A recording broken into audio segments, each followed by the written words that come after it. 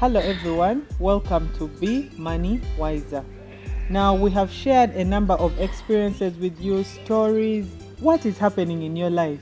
Contact us, send us an email, look at our contact below. If you have something interesting that we can share with the people out there, let us know. Now let's listen into Pamela's experience and let us listen while reflecting on our personal saving journeys. Let's listen in. My name is Pamela Bonyo and I'm a marketer. The one thing I've learned with money is that money is a visitor.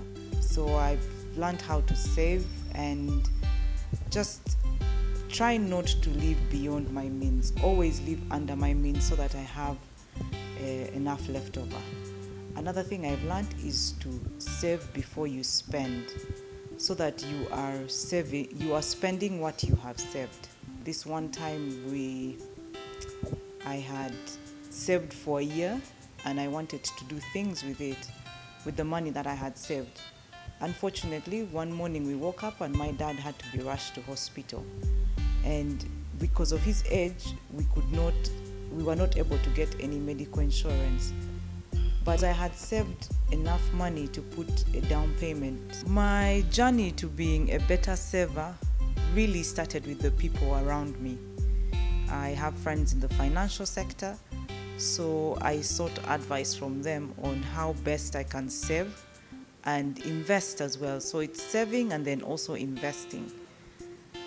So my friends said, okay, let's start an investment club and then invest and save so that you have some money on the side even when you say you leave your job or your business is not going well, you have money on the side to help you get through a rainy day. So my friends sat down and helped me draw a budget on how I can spend and some of the things. Luckily, this journey had already started, so it was easy for me to quickly change my lifestyle because the lifestyle I was leading was a bit expensive and not allowing me to save enough. With that, the savings helped me to easily pay for my MBA without any challenges, and also allow me to live a moderately comfortable life. Everyone's lifestyle is different, so I recommend that you go and look into your finances and see how best you can cut out certain costs. I think one thing that COVID has shown us is that we really need to save. A lot of people think because of the jobs they have, they cannot save. That might be true because of the economy we have. But just cutting out a few things in your life really makes a big difference. If you focus on the basics, housing, food, and clothing and education, and leave the other things that don't add value into your life. What I want to encourage people is to be wiser with money. It's not an overnight process. It doesn't happen immediately. You can start with saving 1,000 shillings every day, even 500 shillings. I want to encourage us to start the journey, and when you start, the key thing is to start, and you will find yourself in a better place. And those are my thoughts on saving. Thank you. Wow. It's a good one. You see, Pamela is really systematic and practical in the way she shares her experience. Mm-hmm. And we can see that even us as regardless of whichever line of or occupation that you're in, these issues can happen to you. But I think you can see how articulate and consistent she is in applying the lessons into her life. But the question back to you is, what have you learned that you can do differently as you plan out your saving journey? Even before we discuss Pamela's experience, she has mentioned one thing that has reminded me of our childhood story, that money is a visitor. And that's the truth. The money comes, money goes. Some families have been in position to keep money for different generations. And I don't think it's luck. I think they've tried to understand money. They've tried to behave and respect money. While other generations, it's, you see a father who's extremely rich dies and the money disappears. And so the children suffer.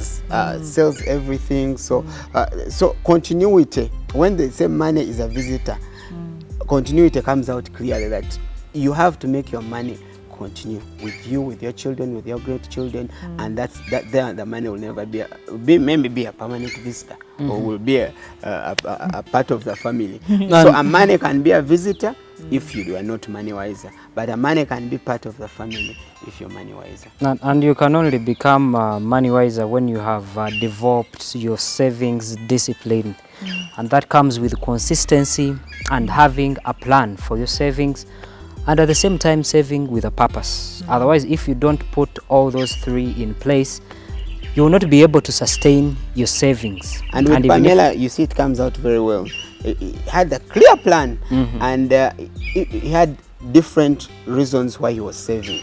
Part of it to have fun, part of it maybe for future development. Even when the father became sick and she didn't go to get loans, she had the part of the saving somewhere to start from, that could cover up, somewhere she could start on, which is extremely commendable. So it brings in another aspect of how savings can be of help. And most times we've been focusing on how you can use your investments to your savings to do investments, but now savings are helping in times of emergencies.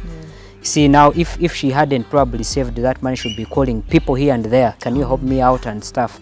But because she had planned and saved, the money was able to save her in such kind of a situation. So basically, she highlights something we normally take for granted. Most cases, we are saying, live within your means. I think most schools of thought emphasize that. But she has highlighted something critical for us to have at the back of our mind.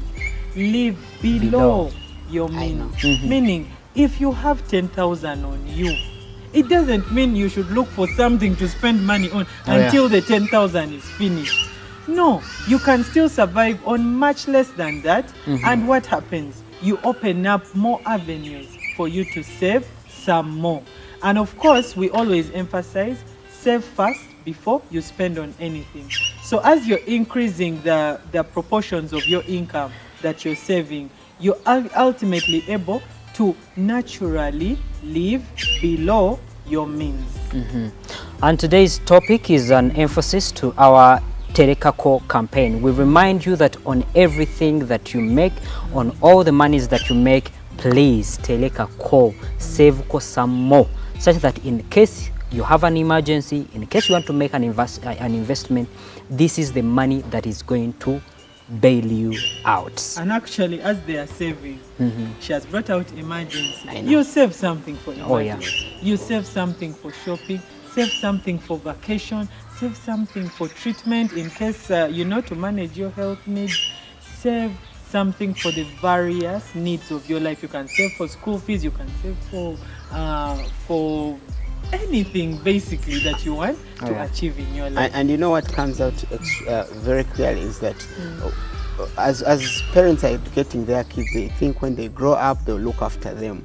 So issue of insurance, however much we are very much in saving, should really come out clearly that we should, when some age, parents tend to fall sick continuously. If possible, we can save excess money would use on medical with insurance, because you can pay 2.5 or a certain small amount of money and insure your parents or the people you think depends on you or will need your money, and you save more than 20 million or 50 million that you would spend on their bills, on their medical bills. I think that should come out clearly. The father is sick, but which solution would you have done before spending all that? Okay, get onto our social media platforms. That's on Facebook, on Twitter, and on our YouTube channel. Comment on the episodes that we've done, but also share with us experiences on your savings journey. What are the challenges that you faced and how have you been able to overcome them, and the lessons learned? Be money wiser.